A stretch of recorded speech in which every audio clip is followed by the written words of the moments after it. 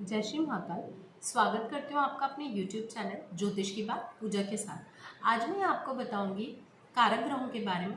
कारक ग्रह क्या होते हैं, कारक ग्रह क्यों होते हैं और कारक ग्रह किस भाव में कारक होते हैं, ये सारी बातें हम यहाँ पे करेंगे।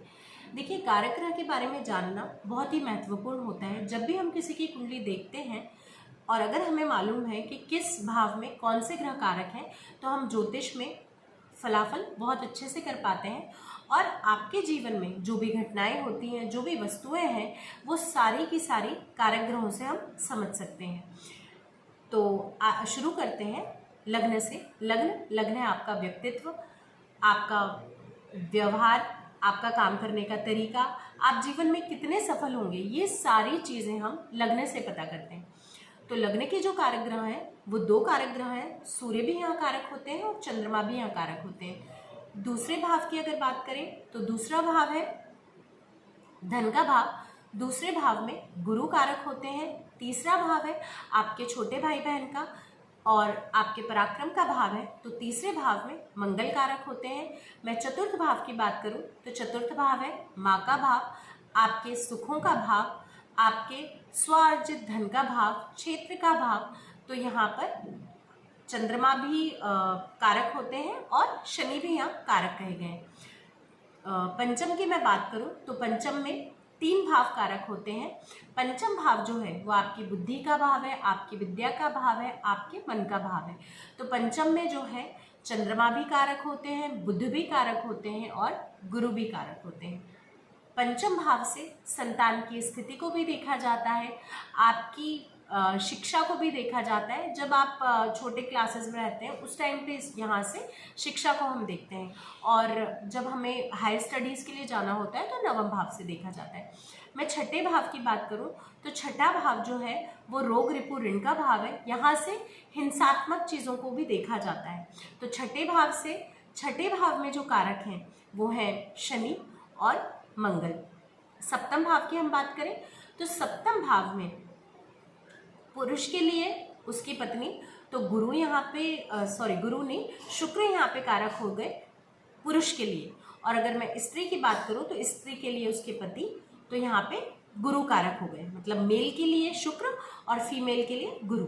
जब भी हम सप्तम देखेंगे, अगर किसी मेल की कुंडली है तो उसका शुक्र की स्थिति, मतलब शुक्र यहाँ पे कारक होंगे और एक फीमेल के लिए यहाँ पे गुरु कारक होंगे।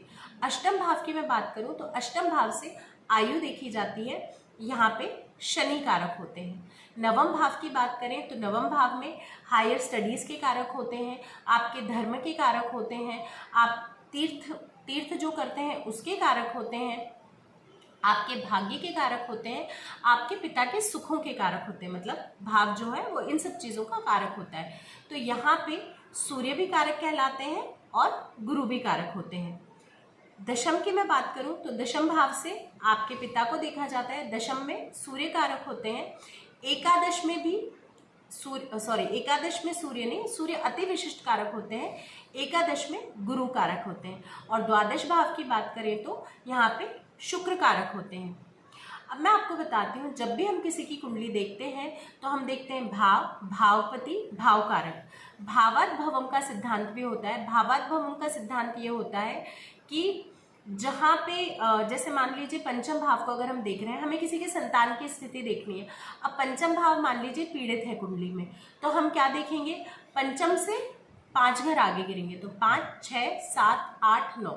ठीक है, तो नवम भाव जो है, नवम भाव से भी व्यक्ति के संतान की स्थिति देखी जाती है। अगर मान लीजिए पंचम पीड़ित है तो आप 5 से 5 आगे देख लेंगे।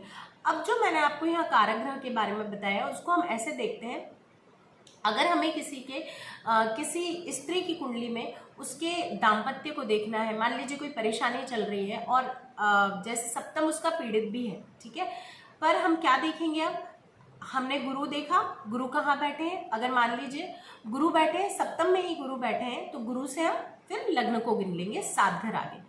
ठीक है, तो ऐसे ही हम गिनेंगे। अब मान लो हमें पुरुष के लिए देखना है, तो पुरुष में हम क्या देखेंगे, पुरुष की कुंडली में हम देखेंगे शुक्र कहाँ बैठे हैं, और शुक्र जहाँ बैठे हैं वहाँ से हम 7 घर आगे गिन लेंगे। ऐसे ही हम तो मंगल के लिए हमें देखना है, मान लीजिए मंगल सप्तम में ही बैठे हैं, तो हम मंगल से कितने घर आगे गिनेंगे? हम 6 घर आगे गिनेंगे। क्यों? क्योंकि जब हमें किसी के ऋण की स्थिति देखनी है तो हमें पहले मंगल की स्थिति देखनी होगी। अगर मंगल वहाँ पे पीड़ित हो रहे हैं तो फिर हम मंगल से 6 घर आगे गिनेंगे।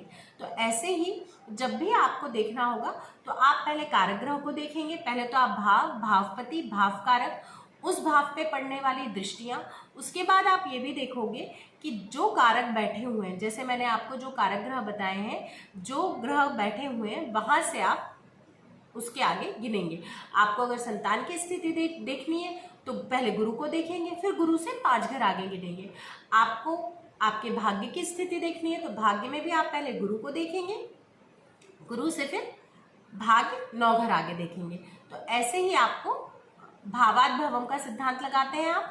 अब आप कारक ग्रह को देख के भाव का मतलब संबंध बनाएंगे, जो भी जिस भाव में जो कारक बैठा है वहां से। तो इस तरह से आप अपने कारक ग्रहों के बारे में जान गए हैं। आप अपनी कुंडली में आराम से ये जान सकते हैं कि आपके भाव में कौन से ग्रह कारक हैं और कौन से नहीं। ठीक है, तो अगर आपको मेरी वीडियो अच्छी लगी हो तो प्लीज़ मेरी वीडियो को लाइक कीजिए और ऐसे ही मेरी वीडियोस देखने के लिए मेरे चैनल को सब्सक्राइब करें और मेरी वीडियो को शेयर ज़रूर करें। जय श्री महाकाल।